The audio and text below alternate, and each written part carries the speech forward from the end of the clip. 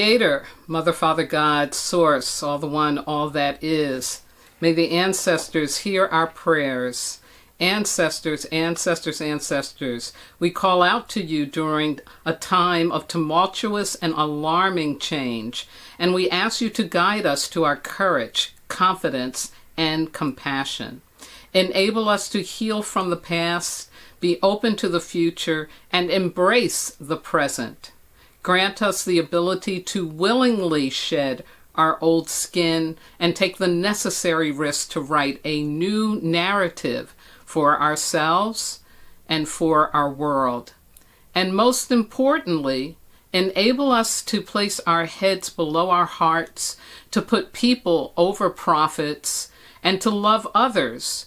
For in doing so, we are remembering to love ourselves. Thank you. Thank you. Thank you. Amen. Ashe Ahoasa Shinga Bismillah, so it is. Good evening and welcome to Wisdom Walk Talk here on Black Hole Radio and my YouTube channel, Wisdom Walk 2 Self-Mastery. I am your host and guide, Josefa Maria Enceroma. Scientifically, the eye of the storm is believed to result from bands of vapor-filled air rotating around a common center and creating the calmest part of the storm, with skies mostly clear of clouds, wind, and rain. Spiritually, the eye of the storm is the result of our human capacity to access our inner peace. Join me in May, the first Earth month of 2022, a time of receiving support and embracing self-love, as I provide wisdom and guidance through 2 live broadcasts and accompanying videos on how to create your eye in this postmodern storm of pandemic, the threat of nuclear war, climate change, and what I call humanity insanity. And tonight I begin my spiritual spills with letting go and letting in. But right now, I invite you to sit or lay back and join me for an exploration of the inner landscape where we can connect to our soul and discover the true treasure of being human. Well, folks, to all you wisdom walkers out there, it's good to be back. I did need to take a hiatus because I just got so exhausted, and it wasn't just physical.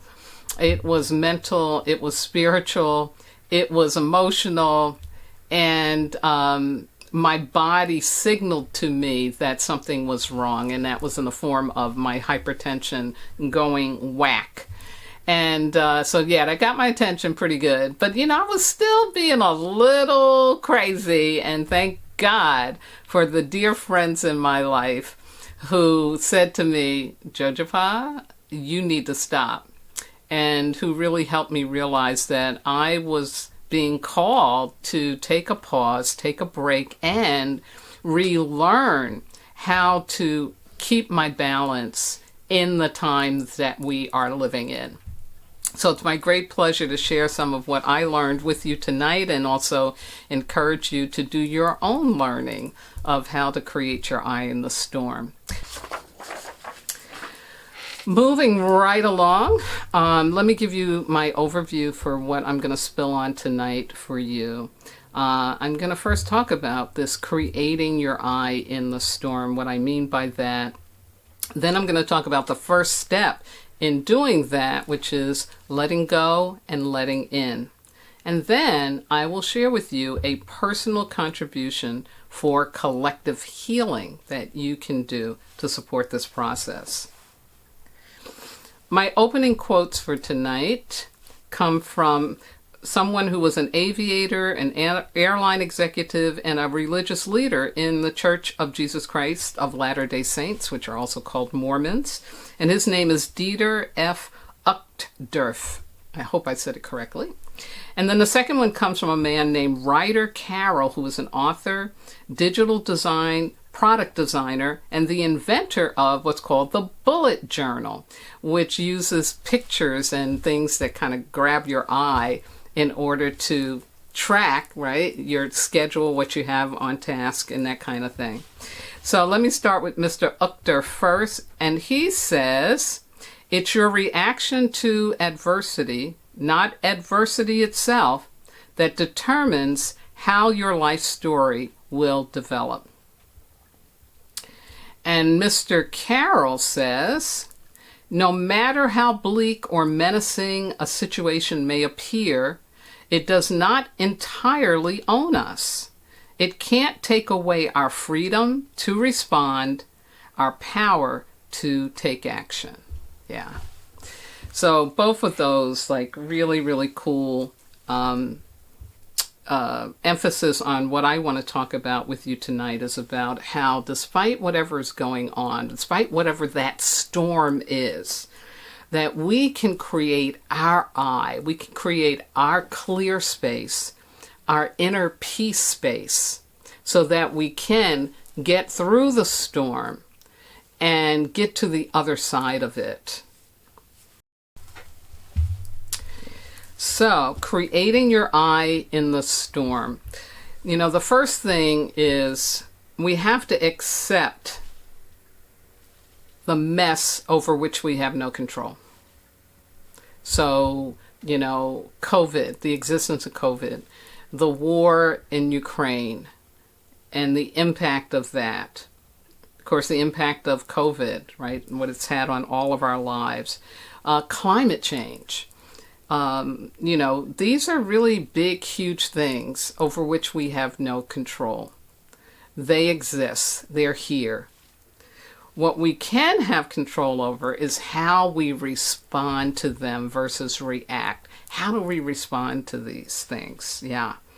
And what can help us respond in a healthy way is to shift up our perception that human or natural chaos is meaningless, and shift into it has a divine purpose. A lot of times we can't even know what that is. It may take centuries before people know what it is. But this is where faith comes in, and this is where a higher consciousness and a spiritual intelligence comes in.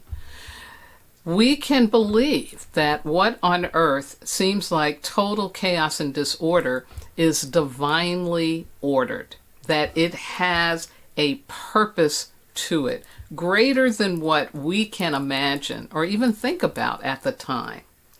Now, to think this way, again, it requires a faith, but it's also what allows us to intend to get to our inner peace. Yeah. It's almost a way for us to transcend being a victim to what is occurring externally, and to go in to make use of what's happening around us to grow our capacity for that inner peace. So you have to believe that you can have an eye in a storm. That's the other piece in it. And again, you do have to believe that there's a greater purpose. Like, there's a greater purpose why the people in Ukraine have lost their homes and so many lost their lives, or why the Russian soldiers are put into a position to move into somebody's home territory. And it being something that so many of them didn't even know they were going to be doing. They thought they were just on an exercise, you know, because I think it's 80% of the Russian army is prescripted, you know, meaning that they've been drafted into it. But also, too, with COVID, you know, I talked about COVID as being a cosmic wake-up call for the planet. You know, that it has a bigger purpose than just microorganisms out of control, because of how it is impacting us, you know, the loss of so much life, and this calling us to feel, you know, to feel in a deeper way, to not just say this stuff is nothing, but to really understand we're being called to grieve. We're being called to grieve. So again, this creating the eye in the storm, it comes out of our understanding and willingness to understand that there's a greater order and direction going on with things that we find so chaotic, so horrible, so tumultuous that we have no control over. And if I can just say, okay, there's a super intelligence in this cosmos. It created the earth. No human did that. So it's got to know what it's doing. Let me, in my human self, find a way to get to my peace, to get myself into a balance so that ultimately, so that I can serve. So I can learn how I can serve. How can I contribute to the collective that is going through all of this craziness that's going on? So that's why the eye of a storm is so important. Now, to actually get to your eye, you have to open up to letting go and letting in. And here's a way for me to share a little bit more of what I mean by that. There's this book called The Book of Awakening, and it's by a poet and a philosopher named Mark Nepo, Neppo. And this book is a 365 days kind of a journal of really great wisdom. He's someone who survived cancer, and having come through that, he learned about faith, and he learned about seeing things at a deeper level. So let me just share with you what he wrote for today, May 1st, and he titles it Burying and Planting. So here's a little excerpt from that. Mark Nepo says, "There is very little difference between burying and planting. For often we need to put dead things to rest so that new life can grow. And further, the thing put to rest becomes the fertilizer for the life about to form. There is always grief for what is lost, and always surprise at what is to be born.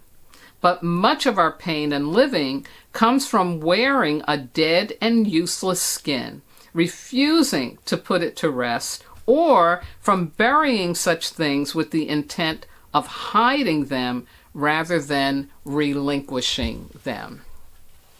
Wow, and I just love that analogy of this old skin that we're being asked to shed. That there are things we've been believing and doing and having and that aren't supportive of the truth of who we are as human beings, that aren't supportive of this planet being habitable for the seventh generation coming behind us, that aren't loving in their expression. And we've become more conscious of that as we've gotten more comfortable thanks to technology as humans, and we have more time in our day to start contemplating, why am I here? What is this really about? What am I supposed to really be doing? What's really going on? So this notion of the old skin and a new skin wanting to come in, perhaps this storm, this incredible change that is happening, there's no person on the planet that isn't impacted by those three things: COVID, the war in Ukraine, and climate change. We're all collectively being impacted by that. And so what if we're being asked to shed an old skin, that the old ways of thinking and doing and being have to be let go of? Just like I talked about workers being an underclass, like they're, not essential. Yeah, right. COVID really got us clear about that, right? Yeah. So if you think about it in that way, then getting to your eye, creating your eye in this storm, now you have an intention. Now you got some reason for why, I need to get to that clearing.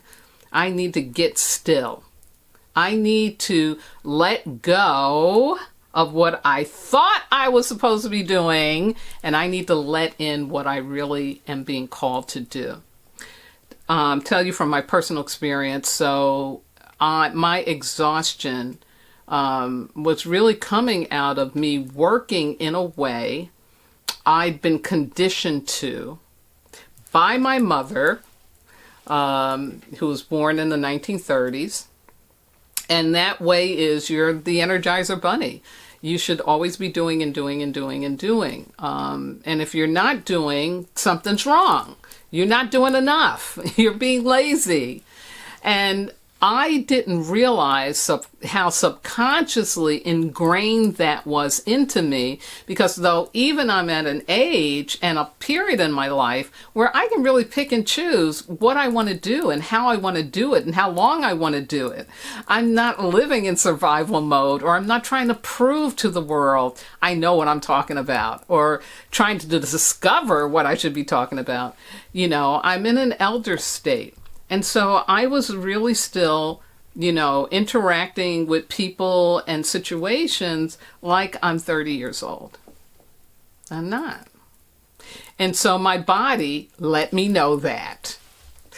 And so I had to stop everything and create my eye in the storm. And for me, that came down to sitting down at my kitchen table and working out my daily wellness routine, starting from when I woke up, how I was going to spend my morning to get back in balance, what I was going to do in the afternoon, and then what I was going to do in the early evening, and even what I was going to do before I went to bed. And also what time I would go in bed, and how much rest time I would give myself, how much time I would spend talking to my clients or not talking to my clients. Really, what do I need to do to get back to my inner peace so that my blood pressure would start to come down and stay down? And so I created my eye in the storm around me, all of the scheduling and the, workshops, programs, people needing help here and there, and also all of the stuff going on in the world that me being an empath and I'm very sensitive to, I can feel people's pain, I can feel people's tears. Well, I had to step away from that. I had to let all of that go and find my eye and let in what it is that I'm supposed to now be doing, which I'm still learning. I had to let go of even knowing that. And I had to let in the reality that, you're no longer 30 years old, you're at a different age, and you need to be doing things differently. So that's just one example of this letting go of the old skin. So for me, it took the form of how I was doing work. For others of you, it may be about a relationship, how you're in a relationship, why you're in a relationship that's not working for you anymore. It could be about a job situation, right? It could be how you are relating in your role within your family. Maybe there was a time when your family needed you to be a certain way, but that's no longer necessary. But you're still trying to be in that role. That's that old skin. So once we can find a way to get ourselves still and open up to letting in what's wanting to be living in us, this will really help us if we can do this. And there are some videos that I've been watching with some other psychics and some just good thinkers who are also astrologers who have been talking about this, So we're in this time collectively, and I'll leave links to that in the YouTube description of my YouTube video, and also on my Facebook page for you. But let me jump into the personal contribution to collective healing that you can choose to participate in. It's going to culminate in an earth ritual, but here's the preparation. I got 3 contemplative things for you to do. Number 1, I want you to identify one aspect of your life that has outlived its usefulness to you. A way of thinking, feeling, of speaking, or relating to others and to yourself. Okay? So again, what's the old skin? What's the old skin? Second, ask yourself why you're continuing to live in this way with yourself and or others. Meaning, why are you still holding on to that old skin? How is it serving you? What's that about? That's what I have to look at. And third, I want you to write your responses down on a piece of paper and place it on your earth altar, very simply, to make yellow cloth, yellow candle, and items that are symbolic of Mother Earth. Also, for those of you who know the dagger spirit medicine, I'm talking about Tingang and Tingbalo. Yes, yes, yes. We call those the landlords of the earth.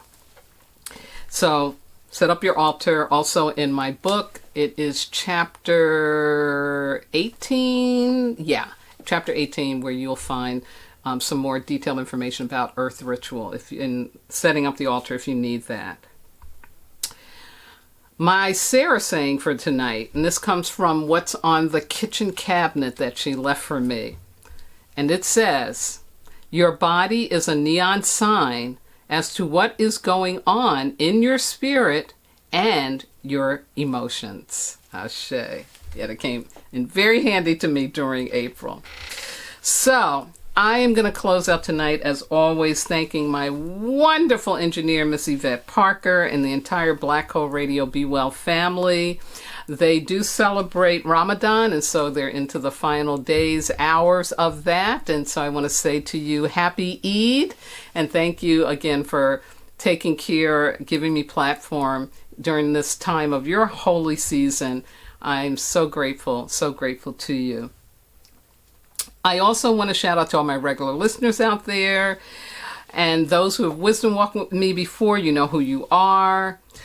Thank you for your patience with me. I'm so grateful. To my family, today is my brother's birthday. Happy birthday, Ralph. To my family on both coasts, I'm going to leave out the folks here in California, as well as the folks in the middle of the country, my family there in Wisconsin, all the way down to Alabama and Georgia. And to my spiritual kin everywhere, my transformational leadership colleagues, my medicine brothers and sisters around the world, and those who may be listening in or watching for the first time. Thank you. Big thank you. I couldn't do this without you and your willingness to listen and watch. Please like and subscribe to my YouTube channel, Wisdom Walk to Self-Mastery, and I thank you for supporting my work in this manner. Now, that's my intent. And last but not least, I want to thank my God, my ancestors, my spirit guides, loving entities, everything that walks with me, keeps my head to the sky, my feet to the ground, and my heart open to do this important work with and for all of you. So please have a healthy and safe Earth and Fire weeks coming up, giving support and being forgiving and forgiven. Now, continue to wear your mask and or strengthen your immune system. Practice safe relating. Wash those hands or use that alcohol frequently. Avoid perceived safety and practice science safety. But most importantly, please, please remember, you are not disposable. In fact, you are divine. Good night now.